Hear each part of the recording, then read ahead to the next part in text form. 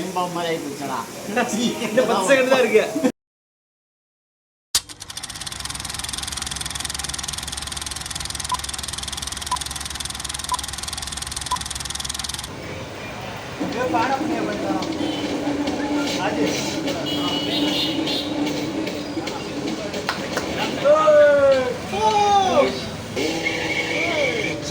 International successful operation. Hostage negotiator. Field agent. எனக்கு corona இருந்துச்சுன்னா tension இல்லை, காந்தி இருந்துச்சுன்னா டென்ஷன். இப்போதான் நல்லா சுத்திட்டு இருக்காரு, வீட்டுக்கும் டைமுக்கு வரதில்லை.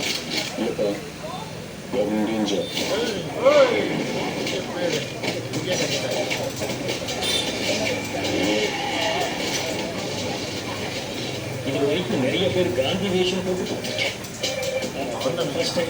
காந்தியே வேஷம் போட்டு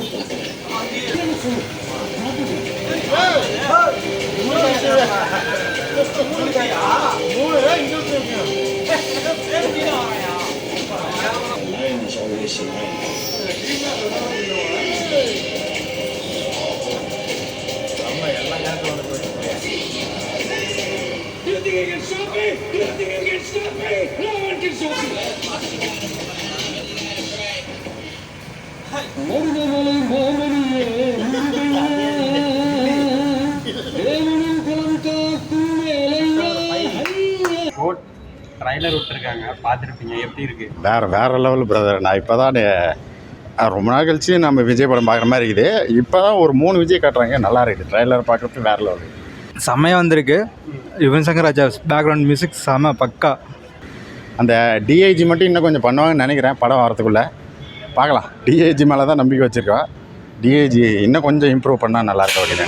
இல்லை, மங்காத்தாவோட கம்பேர் பண்ணும்போது இது மங்காத்தாவை கம்பேர் பண்ணும்போது யுவன் சங்கர் ராஜா வெங்கட் பிரபு காம்போ இதெல்லாம் எப்படி இருக்கு?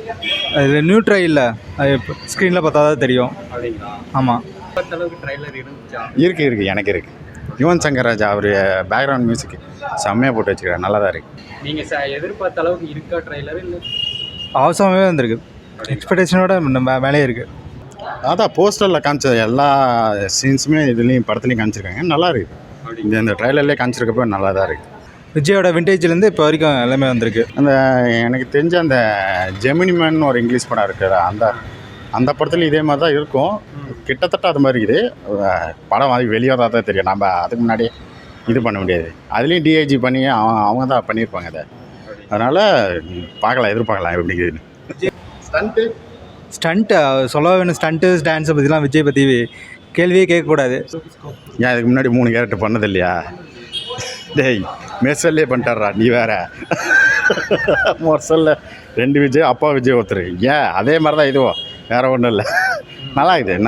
நம்ம அட்லி படம் பார்த்த மாதிரி. அது நீ ஜவான் இல்லைடா, மெர்சல். நீ ஜவானில் கொண்டு வந்து எதையோ கொடுத்துட்டு வேற.